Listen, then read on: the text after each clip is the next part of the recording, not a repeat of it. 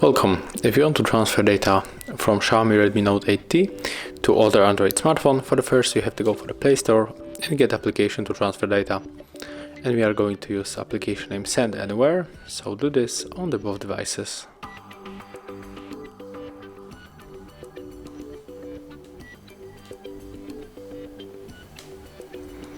Now just wait until this application will be available to open on both devices.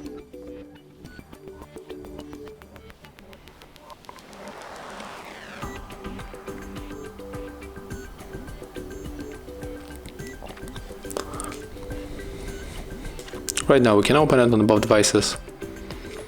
Here we have to accept all of the permissions. So follow every step. And right now if you want to send data from your Redmi, you have to select whatever you want to send. Here you get the apps, contacts, everything that you get on your phone, but I'm going for the photo, it's only example. And here on Android phone we have to switch for the receive. Then tap here on the send when you selected what you want, and this key we have to input right here manually. You can also scan the code, click to receive. Right now they are going to connect,